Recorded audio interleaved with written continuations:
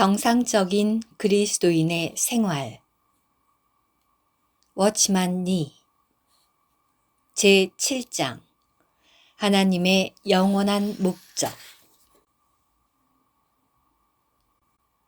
우리가 말한 바 있듯이 우리가 정상적인 그리스도인의 생활을 하려면 반드시 계시와 믿음이 있어야 한다. 이외에 또한 헌신이 필요하다. 그러나 우리가 하나님의 갈망 안에 있는 목적이 무엇인지를 모른다면 우리는 왜 앞의 절차들이 필요한지를 깨닫지 못할 것이다. 이런 절차는 그 목적에 이르기 위한 것이다. 그러므로 우리가 한 걸음 더 나아가 내적 체험의 문제를 보기 전에 먼저 우리 앞에 있는 하나님의 놀라운 목표를 보기로 하자. 하나님의 창조의 목적은 무엇이고 하나님의 구속의 목적은 또 무엇인가? 우리는 로마서 첫 부분의 두 단락에서 각각 한마디를 빼내어 그 내용을 총괄적으로 설명할 수 있다. 그것은 바로 로마서 3장 23절의 하나님의 영광과 로마서 8장 21절의 하나님의 자녀들의 영광이다. 로마서 3장 23절은 모든 사람이 죄를 범하였음에 하나님의 영광에 이르지 못하더니 라고 말한다. 하나님에 대한 사람의 목적은 본래 영광이었다. 그러나 죄는 사람으로 하나님의 영광을 잃게 하여 결국 하나님의 목적을 좌절시켰다.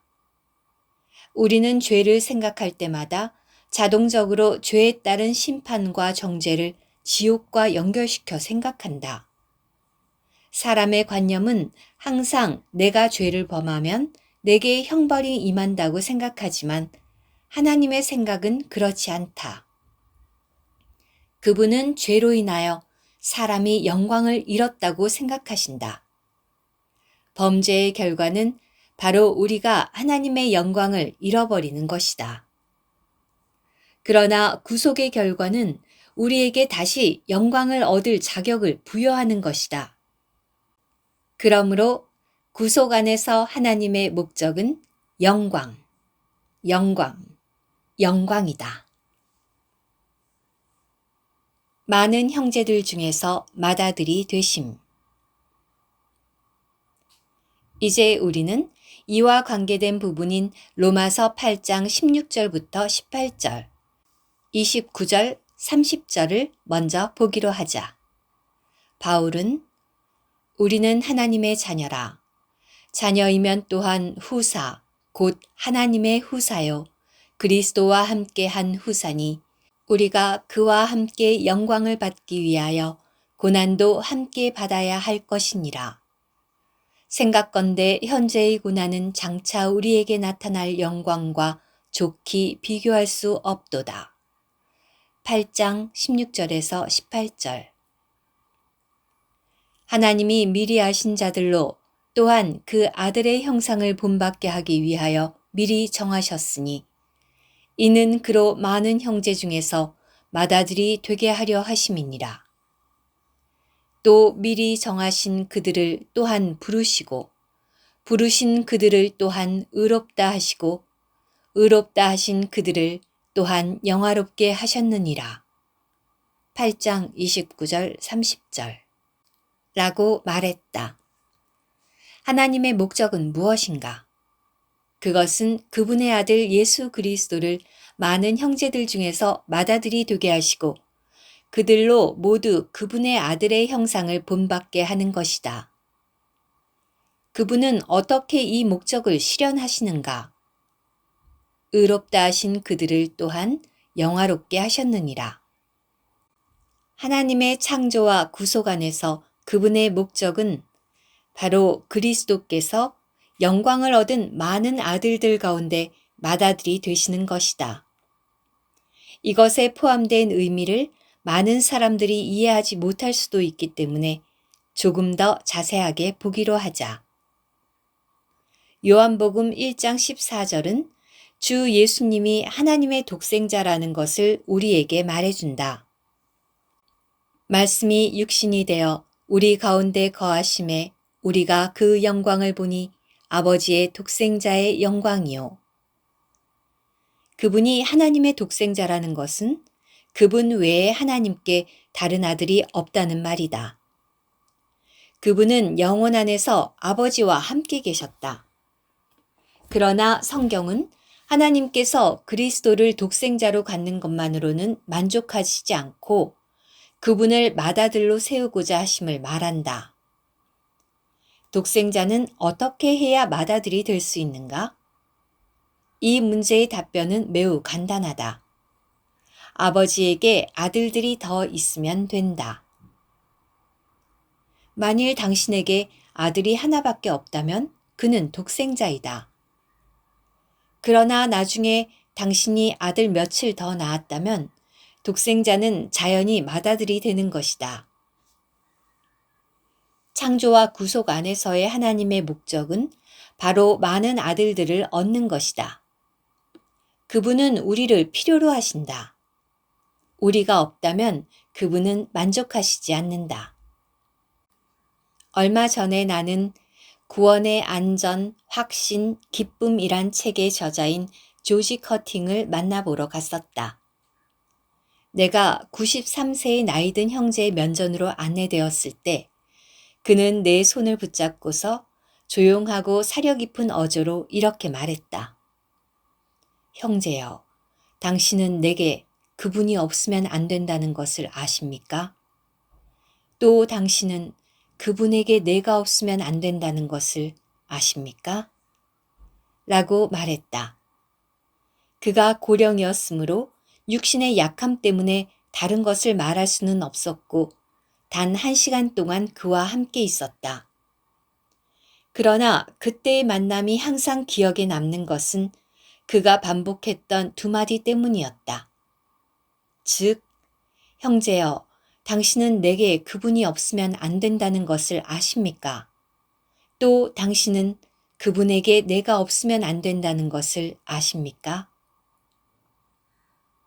많은 사람들은 탕자의 이야기를 읽을 때 대개 탕자가 당한 어려움에 대해서만 깊은 인상을 받는다. 그들이 생각하는 것은 탕자가 거친 공경뿐이다.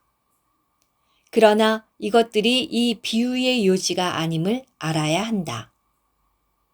이 내 아들은 죽었다가 다시 살아났으며 잃었다가 다시 얻었노라가 이 이야기의 중심이다.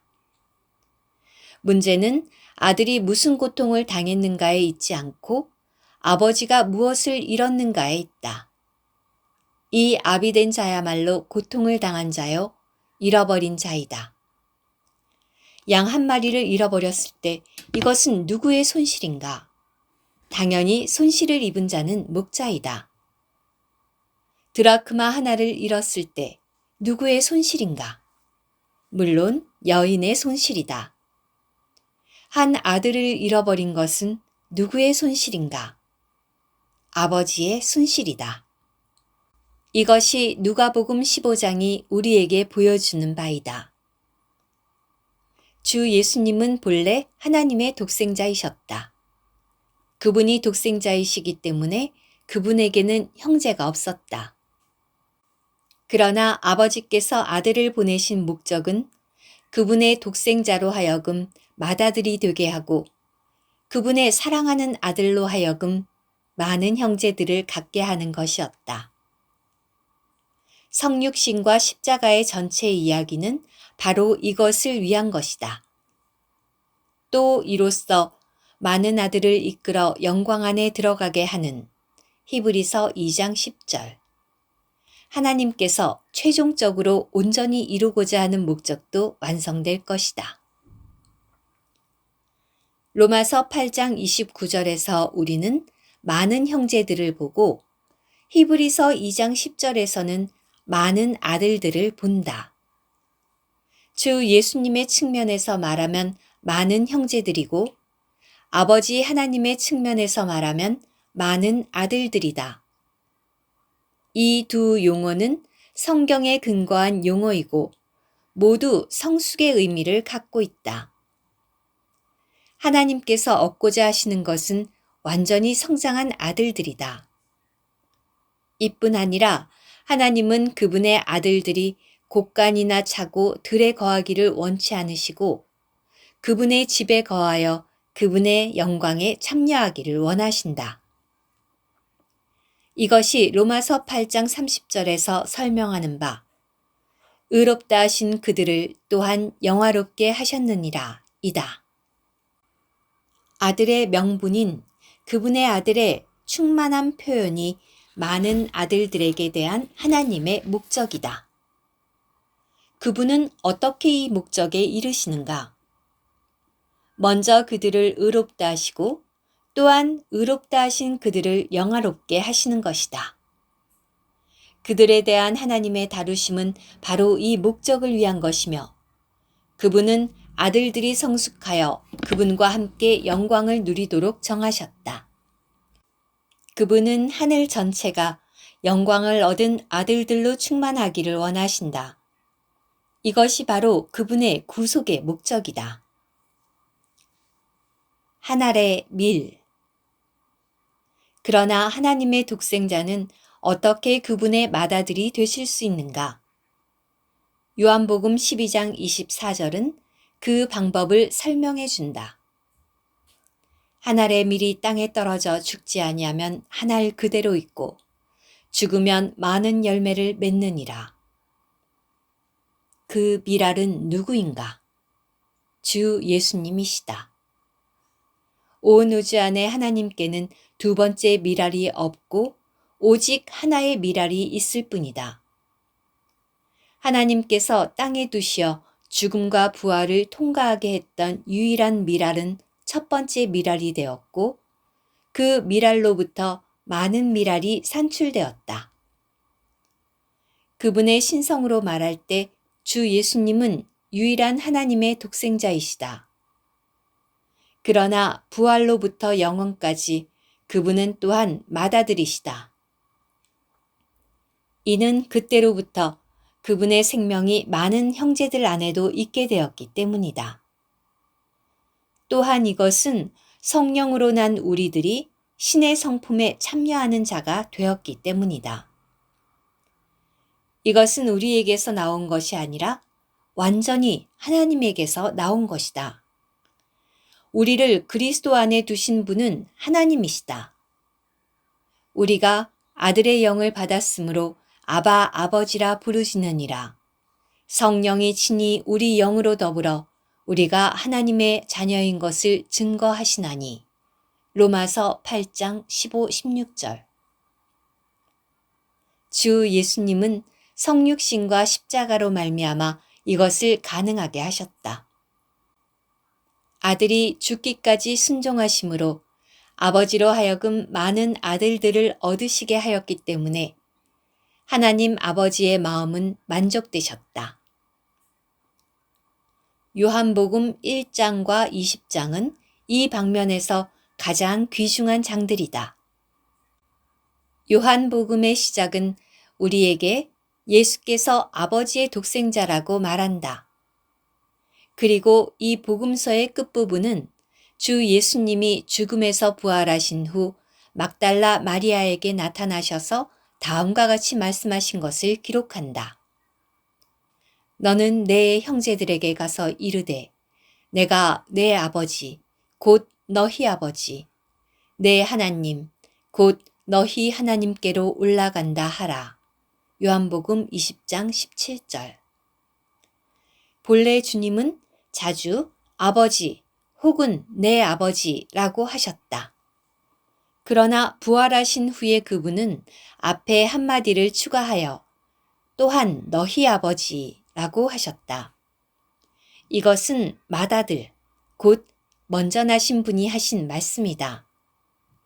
그분의 죽음과 부활로 인해 많은 형제들이 하나님의 집으로 이끌려졌다.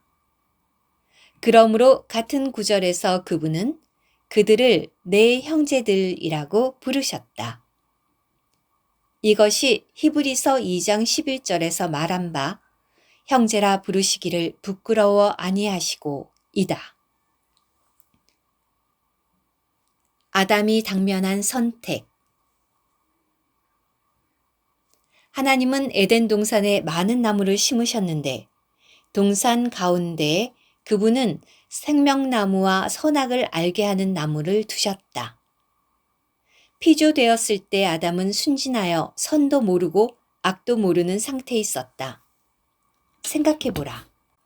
가령 30세 된 한 성인이 옳고 그름을 모르고 선악을 분별할 능력도 없다 하자. 당신은 이런 사람이 미성숙되었다고 말하지 않겠는가? 아담도 처음에 이러했다. 하나님께서 그를 동산 가운데로 이끄셨을 때 사실상 그분은 그에게 이렇게 말씀하셨다. 동산 각종 나무의 실과는 내가 임의로 먹되 선악을 알게 하는 나무의 실과는 먹지 마라. 내가 먹는 날에는 정령 죽으리라. 그러나 너는 이 나무 근처에 생명나무라는 다른 나무가 있다는 것을 기억하라. 이 두 나무는 어떤 의의를 갖고 있는가? 우리는 피조된 아담이 도덕성에 있어서 중립적이라고 말할 수 있다. 하나님은 그 두 그루의 나무를 동산에 두사 그로 자유로이 택하게 하셨다. 그는 생명나무를 택할 수도 있었고 선악을 알게 하는 나무도 선택할 수 있었다. 비록 하나님께서 아담이 선악을 알게 하는 나무 먹는 것을 금지하셨지만 선악을 알게 하는 지식 자체에는 틀린 것이 없음을 알아야 한다. 이는 그 지식이 없다면 아담은 자신을 위하여 도덕적인 문제를 해결할 수 없었기 때문이다. 옳고 그름을 판단하는 능력이 그에게 있지 않고 하나님께만 있었으므로 아담이 어떤 문제에 당면할 때 그의 유일한 방법은 문제를 여호와 하나님 앞에 가져가는 것이었다. 그러므로 에덴 동산 안에 있는 생명은 완전히 하나님을 의지하는 생명임을 본다.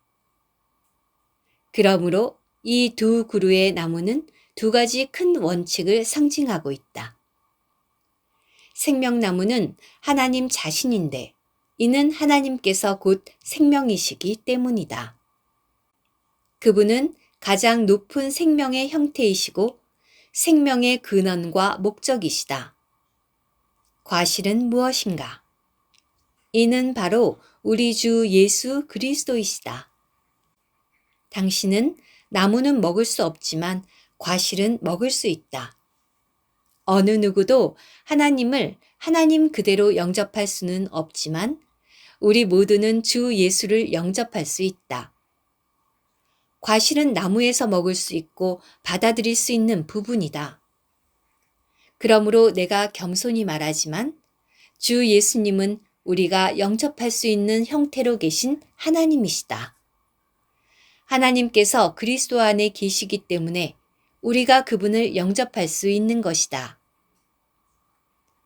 만일 아담이 생명나무의 과실을 먹었다면 그는 하나님의 생명에 참여하여 하나님의 아들이 되었을 것이다.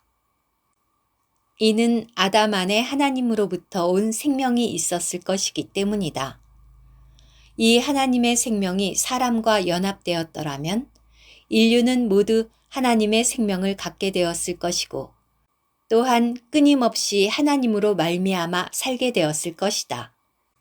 그러나 반대로 아담이 선악을 알게 하는 나무의 과실을 먹는다면 그는 하나님을 떠나서 천연적인 성향에 따라 자기 인성을 발전시켰을 것이다.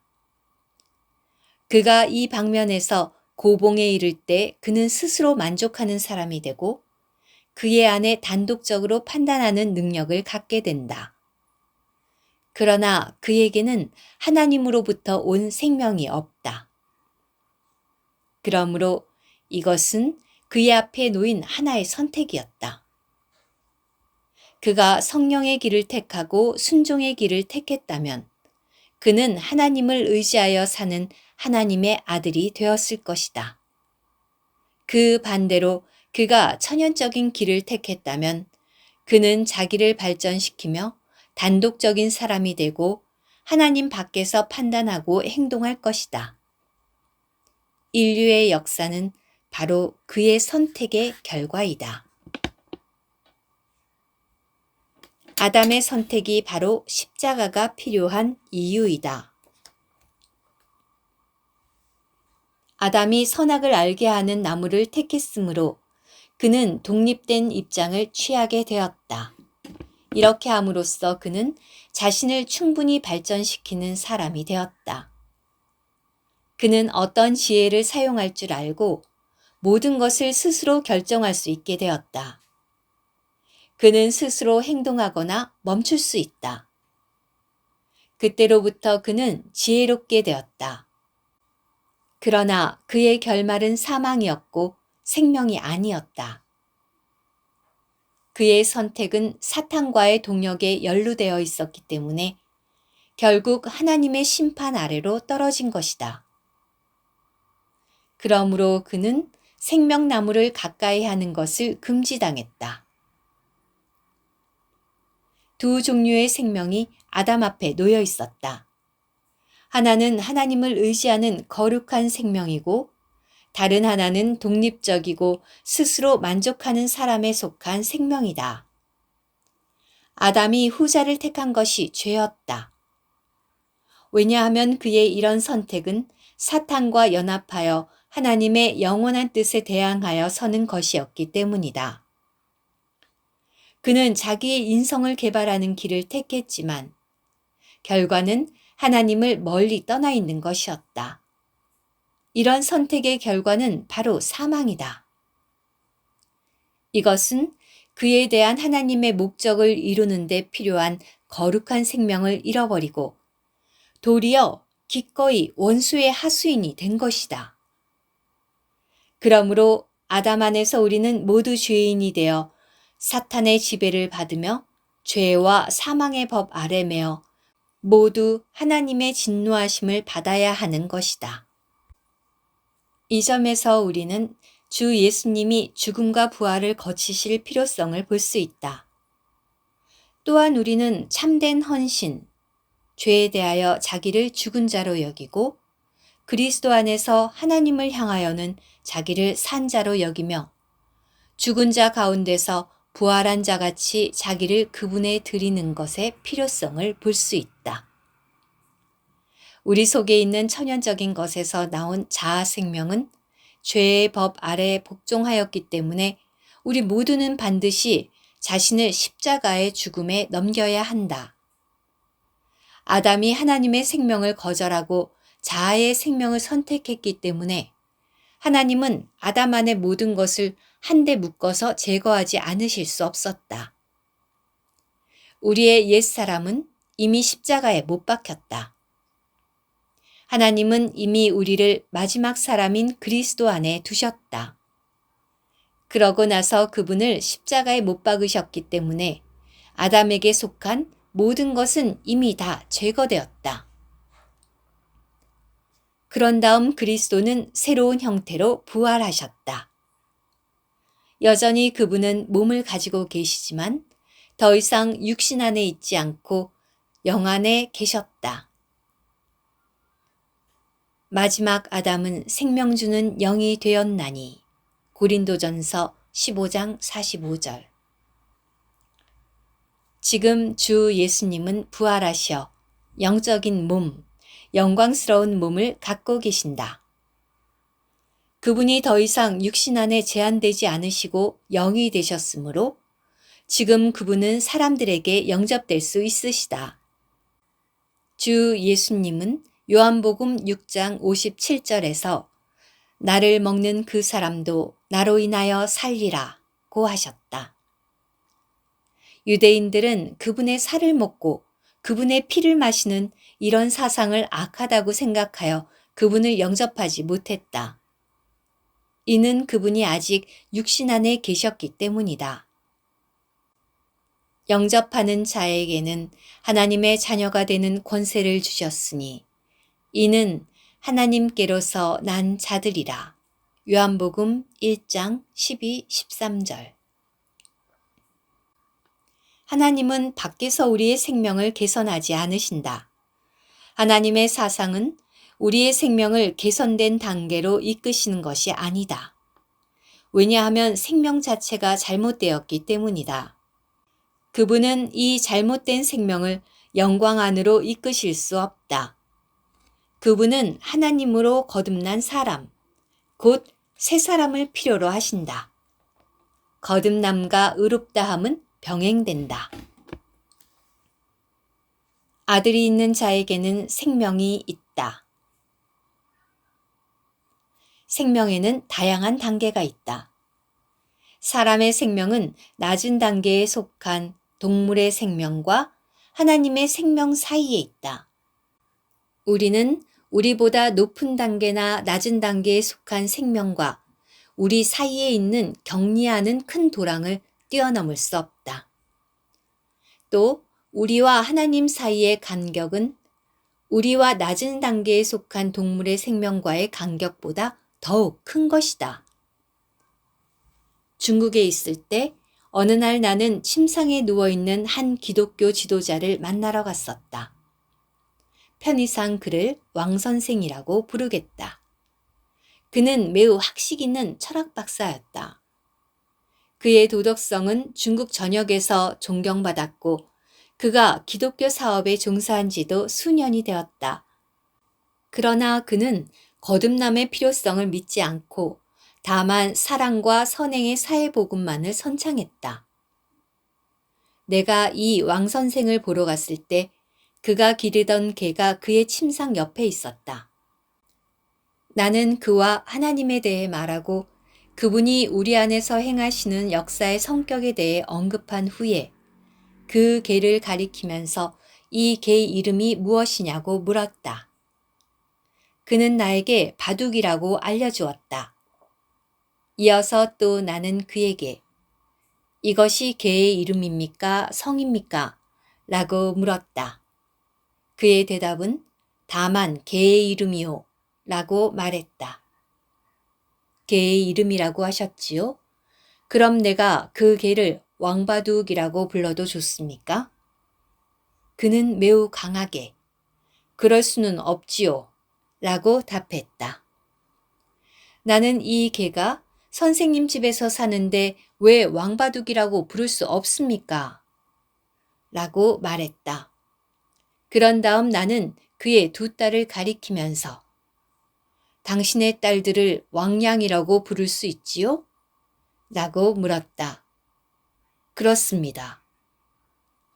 그럼 나는 왜 당신에게를 왕바둑이라고 부를 수 없나요? 그때 그 박사는 웃어버렸다. 그래서 나는 계속해서 이렇게 말했다. 당신은 내 뜻을 아시겠습니까? 당신의 자녀는 집에서 난 자들로서 당신과 같은 성을 가졌습니다. 이는 그들이 당신의 생명을 가졌기 때문입니다. 당신 집에 이 개가 영리하고 말도 잘 듣고 참 좋은 소중한 개일 수 있습니다. 그러나 문제는 개가 좋은가 나쁜가에 있지 않고 한 마리의 개라는 데 있습니다. 이 개가 당신 집안의 가족이 될 자격이 없는 것은 개가 나쁜 개이기 때문이 아니라 다만 한 마리의 개이기 때문입니다. 같은 원칙을 당신과 하나님 사이에 적용할 수 있습니다. 문제는 당신이 악한 사람인가 선한 사람인가에 있지 않고 당신이 사람인 것에 있습니다. 만일 당신의 생명의 단계가 하나님의 생명의 단계보다 낮다면 결코 하나님의 집에 속할 수 없습니다. 당신이 일생 전도하시는 목적은 악한 사람을 선한 사람으로 개선하는 것이지만 이런 사람이 선하든 악하든 하나님과 결코 생명의 관계를 가질 수 없습니다. 사람의 유일한 소망은 하나님의 아들을 영접하는 것입니다. 이렇게 할 때만이 그분의 생명이 우리 안에서 우리로 하여금 하나님의 아들들이 되게 하기 때문입니다. 그날 그 박사는 이 진리를 깨닫고 마음속으로부터 하나님의 아들을 영접하여 하나님의 집의 가족이 되었다. 오늘날 그리스도 안에서 우리가 얻은 것은 아담 안에서 잃은 것보다 훨씬 뛰어나다. 아담은 자기를 개발하는 사람에 지나지 않는다. 그는 하나님의 생명을 얻지 못하고 그 수준 안에 머물렀다. 하나님의 아들을 영접한 우리들은 죄사함을 받았을 뿐 아니라 에덴 동산에서 생명나무로 대표된 하나님의 생명도 얻었다. 거듭남을 통하여 우리는 아담이 얻지 못한 것을 얻었다. 우리는 아담이 놓친 것을 얻은 것이다. 다 하나에서 난지라. 하나님은 많은 아들들이 그리스도와 더불어 영광 안에서 함께 후사되기를 원하신다. 하나님은 어떻게 그분의 이런 목적에 이르시는가? 이제 히브리서 2장 10절부터 11절을 읽어보자. 만물이 인하고 만물이 말미암은 자에게는 많은 아들을 이끌어 영광에 들어가게 하시는 일에 저희 구원의 주를 고난으로 말미암아 온전케 하심이 합당하도다. 거룩하게 하시는 자와 거룩하게 함을 입은 자들이 다 하나에서 난지라. 그러므로 형제라 부르시기를 부끄러워 아니하시고.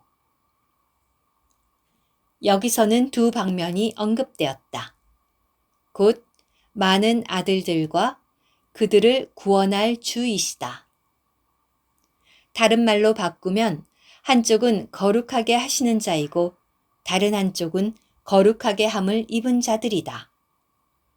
그러나 하나님은 이 두 편이 하나에서 나왔다고 말씀하신다.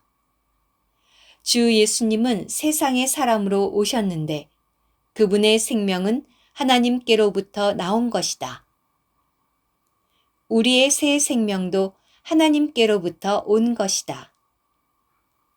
그분은 성령으로 태어나셨고 우리도 성령으로 태어났다. 그러므로 하나님은 우리가 다 하나에서 나왔다고 말씀하신다. 맏아들과 아들들은 다 한 생명의 근원에서 나왔다.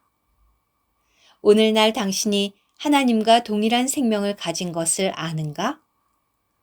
그분이 이 땅에 계실 때 우리에게 분배하신 생명은 바로 하늘에서 그분이 소유하신 생명이다. 이것이 하나님께서 우리에게 주신 귀한 선물이다. 그러므로 우리는 거룩한 생활을 할 수 있다. 이 말은 우리의 생명이 변했다는 뜻이 아니라 하나님께서 그분의 생명을 우리에게 분배해 주셨다는 뜻이다. 우리가 하나님의 영원한 목적을 생각할 때 모든 죄의 문제가 연기같이 사라짐을 주의한 적이 있는가? 죄에게는 더 이상 지위가 없다. 죄는 아담으로 말미암아 들어왔다. 죄가 처리된 후 우리는 아담의 원래의 위치로 이끌려졌다. 그러나 우리가 다시 하나님의 목적과 관계를 맺을 때 구속은 하나님 안에서 우리가 소유했던 것보다 훨씬 더 많은 것을 주었다. 구속은 우리로 하여금 바로 하나님 자신의 생명에 참여하게 한 것이다. 아멘.